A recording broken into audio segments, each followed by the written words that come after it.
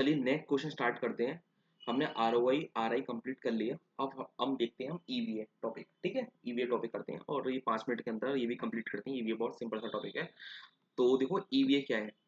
EVA का formula होता है EV equal to NOPAT minus करेंगे W A C C into capital employed. ये एसएफए में भी था और यहाँ भी है, ठीक है। अब क्या है नोपेट, नोपेट अब हमें तीनों वैल्यू पता होनी चाहिए कि नोपेट कैसे निकलता है, डब्ल्यू ए सी सी कैसे निकलता है और कैपिटल एम्प्लॉयड कैसे निकलता है। मैंने साइड में सब कुछ लिख रखा है छोटा छोटा, आपको सब ये समझ में आ जाएगा कि नोपेट कैसे निकालेंगे। तो प्रॉफिट बिफोर इंटरेस्ट टैक्स अगर क्वेश्चन में दे रखा है तो उसमें से हम माइनस करेंगे इंटरेस्ट। इंटरेस्ट पूरा माइनस करना है, 100% इंटरेस्ट माइनस करना है। तो प्रॉफिट बिफोर टैक्स आ जाएगा, उसमें से माइनस करना है टैक्स माइनस करना है, तो प्रॉफिट आफ्टर टैक्स आ जाएगा। और प्लस कर देना है interest net of tax. It mean अगर टैक्स रेट 30% दे रखा है तो वहां पर तो मैंने इंटरेस्ट प्लस करा था 100%, कुछ नहीं करना, 100% interest as it is plus कर देना।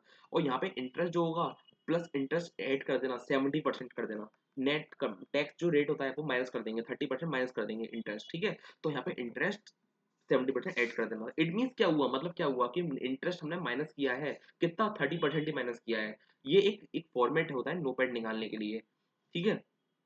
पीबीआईटी दोबारा बोलता हूँ, पीबीआईटी माइनस करेंगे इंटरेस्ट, प्रॉफिट बिफोर टैक्स आ जाएगा, टैक्स माइनस कर देंगे, प्रॉफिट आफ्टर टैक्स आ जाएगा, प्लस कर देंगे इंटरेस्ट नेट ऑफ टैक्स, ठीक है।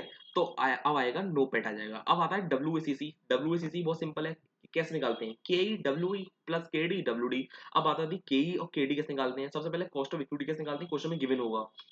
कॉस्ट ऑफ डेट कैसे निकालते हैं, हमेशा पोस्ट टैक्स डेट लिया जाता है। क्वेश्चन में एक बार क्रॉस चेक कर लेना आप कि ये पोस्ट टैक्स दे रखा है या प्री टैक्स दे रखा है। कैसे चेक करेंगे, इंटरेस्ट जो भी इंटरेस्ट दे रखा है क्वेश्चन में डिवाइड कर देंगे, लॉन्ग टर्म डेट से डिवाइड कर देंगे, तो हमें पता चल जाएगा कि ये प्री है पोस्ट है, ठीक है। अगर 30% माइनस करके वो वैल्यू आ रही है तो ये पोस्ट टैक्स है, नहीं तो हमें 30% माइनस करना होगा। हमेशा याद रखना पोस्ट टैक्स लिया जाता है, ठीक है।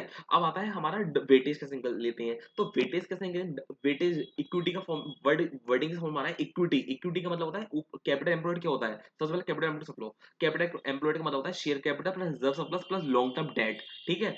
अब हम अगर हमें देखना है कि भाई कि उसमें वेटेज ऑफ इक्विटी कैसे निकालते हैं, तो वेटेज ऑफ इक्विटी कैसे निकालें। इक्विटी का मतलब क्या होता है, equity capital plus share reserve surplus, ठीक है। Equity share capital plus reserve surplus divide कर देंगे डिनोमिनेटर में टोटल कैपिटल एम्प्लॉयड। उसी तरीके से अगर मैं डब्ल्यूडी निकालना है तो मैं क्या करूंगा, लॉन्ग टर्म डेट तो न्यूमरेटर लिखूंगा, डिवाइड कर दूंगा टोटल कैपिटल एम्प्लॉयड से, ठीक है। अगर क्वेश्चन में दे रखा है आपका, क्वेश्चन में दे रखा है आपको अगर कि इफ अगर क्वेश्चन में एडजस्टमेंट दे रखे हैं, एडजस्टमेंट कैसे दे रखे होते हैं, कोई नॉन कैश एक्सपेंस दे रखा है या डेफर्ड रेवेन्यू एक्सपेंडिचर दे रखा है या डेप्रिसिएशन दे रखा है, तो इसको हमें जो नॉन एडजस्टमेंट दे रखे होते हैं उसको प्लस करते हैं। लेकिन जो डेप्रिसिएशन होता है उसमें अकाउंटिंग डेप्रिसिएशन को ऐड करते हैं और इकोनॉमिक डेप्रिसिएशन को माइनस करते हैं। ये इसका फॉर्मेट है, आपको पता होना चाहिए, ये आपको लर्न होना चाहिए। इसमें इसमें कोई क्या, इसमें क्या ही मैं लॉजिक दूंगा कि और कि इसमें ये नॉन कैश आइटम क्यों प्लस करा या माइनस किया, ठीक है। तो ऑपरेटिंग प्रॉफिट बिफोर टैक्स ये नॉन कैश आइटम प्लस करना है हमें, डेफर्ड रेवेन्यू एक्सपेंस प्लस करना है, अकाउंटेड डेप्रिसिएशन प्लस करना है, इकोनॉमिक डेप्रिसिएशन माइनस करना है, और टैक्स पेड जो होता है वो माइनस करना है, और टैक्स और इंटरेस्ट माइनस करना है। बस एक चीज समझा देता हूँ, लॉजिक थोड़ा हिंट दे देता हूँ, ये कोई लॉजिक नहीं है, मैं हिंट दे रहा हूँ मैं। देखो वहां पे देखो हमने क्या करा था, इंटरेस्ट माइनस करा था 100% को और प्लस करते थे इंटरेस्ट, प्लस इंटरेस्ट कर दिया था यहाँ पे 70%। तो इस मीन्स क्या हुआ, 30% तो माइनस किया है मैंने, देखो यहाँ हमने डायरेक्ट हमने 30% माइनस कर दी। अगर एडजस्टमेंट वाला क्वेश्चन होता है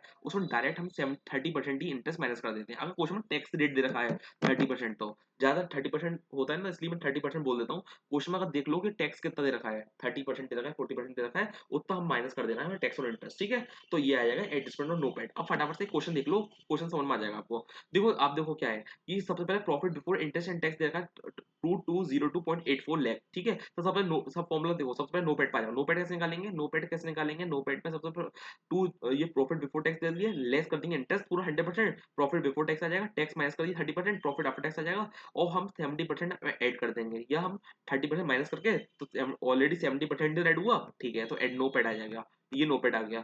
अब हमें निकालना है कि कैपिटल एम्प्लॉयड, तो कैपिटल एम्प्लॉयड कैसे निकालते हैं, मैंने बताया था शेयर कैपिटल रिजर्व सरप्लस और लॉन्ग टर्म डेट, ये ऐड कर लो, ठीक है। और वेटेज इक्विटी कैसे निकालते हैं, तो ये share capital reserve surplus divide करेंगे टोटल टोटल कैपिटल एम्प्लॉयड, ठीक है। और डब्ल्यू डी कैसे निकालेंगे, वन ये लॉन्ग टर्म डेट डिवाइड भी करेंगे टोटल कैपिटल एम्प्लॉयड, ठीक है। अब हमें मैंने बताया था आपको कॉस्ट ऑफ डेट, अब क्रॉस चेक कर लेना कि ये प्री है पोस्ट है। 13.48 को डिवाइड करो 144.44 से, एक बार करो, एक बार क्रॉस चेक कर लो उसमें कोई जल्दी हो जाएगा 13.48 डिवाइड बाई 144.44, ठीक है, कि कितना आया 9.33% आया, ठीक है। तो मतलब ये पोस्ट टैक्स दे रखा है, 30% अगर माइनस करोगे तो 6.53 आ रहा है, 6.53 दे रखा है, तो ये इसमें माइनस मत कर देना, ये ऑलरेडी पोस्ट टैक्स दे रखा है हमें, तो पोस्ट टैक्स हमने ये कर दिया, WCC ये आ जाएगा हमारा। अब एक क्वेश्चन, एक टेस्ट नॉलेज का क्वेश्चन करते हैं।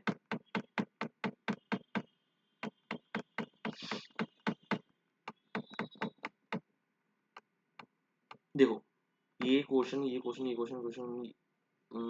ये रहा, देखो ईवी निकालना है इसमें, इसमें भी तो देखो सबसे पहले इसमें दे रखा है profit after interest and tax, ठीक है, क्वेश्चन में profit after interest and tax दे रखा है, तो इसमें मत कर देना कि इंटरेस्ट माइनस कर दिया, इसमें और इसमें टैक्स इंटरेस्ट हमने माइनस कर रखा है, टैक्स भी माइनस कर रखा है, तो हमें तो नोपेड निकालने के लिए 70% इंटरेस्ट ऐड कर देंगे। 30% टैक्स दे रखा है ना, हाँ, तो 30% इंटरेस्ट दे रखा है, तो 70% ऐड कर दो इंटरेस्ट, ठीक है, तो ये आ जाएगा नोपेड आ जाएगा, इसका 22 23 24 का आ जाएगा, और 22 23 का निकाल देंगे। कैपिटल एम्प्लॉयड हमेशा ओपनिंग लिया जाता है, ठीक है, ओपनिंग लिया जाएगा। और आपका क्या होगा, WACC निकालना है, WACC तो हमें प्रोपोर्शनेट इनको मल्टीप्लाई कर दो कि cost of equity into weightage और पोस्ट ऑफ, ये प्री दे रखा है तो माइनस करेंगे 30%, ठीक है, और ये इसको इसके मल्टीप्लाई कर दो केडी से, तो ये आ जाएगा हमारा, तो हमारा आंसर इससे आ जाएगा। तो एक बार आंसर, एक बार इसी से एक बार क्रॉस चेक करवा देता हूँ आपको मैं। तो देखो, देखो सबसे पहले आपको क्या दे रखा है कि ये profit after tax plus back interest add करा, नोपेड आ जाएगी, ओपनिंग कैपिटल एम्प्लॉयड ले लिया हमने, तो इससे देखो WACC निकाल दिया, इसका EV निकाल दिया मैंने, और इसका आंसर आ जाएगा। अब EPS कैसे निकालेंगे, EPS का फॉर्मूला क्या होता है, EPS का फॉर्मूला होता है, EPS का फॉर्मूला होता है operating profit, profit divide by क्या करेंगे, नंबर ऑफ शेयर्स, तो प्रॉफिट दे रखा है हमारे, ये प्रॉफिट आफ्टर इंटरेस्ट ये 15.55 डिवाइड कर देंगे, नंबर ऑफ शेयर दे रखे हैं हमें क्वेश्चन में 3.2 मिलियन, तो बस इससे बस डिवाइड करके आंसर आ जाएगा मेरा। फिर और चेंजेस देख लेंगे, चेंजेस इतना आ रहा है, और अगर हमें दे रखा है कि कितना मूवमेंट कितना चेंज आया, तो इसको इसकी इससे माइनस कर दो, डिवाइड कर दो 2561 से, इसको इससे माइनस कर दो, डिवाइड कर दो 1408 से, तो ये आ जाएगा, ठीक है, ये आ जाएगा, ये हो गया आपका कंप्लीट। तो ये हो गया। अब मिलते हैं नेक्स्ट क्वेश्चन पे, करते हैं नेक्स्ट क्वेश्चन अब।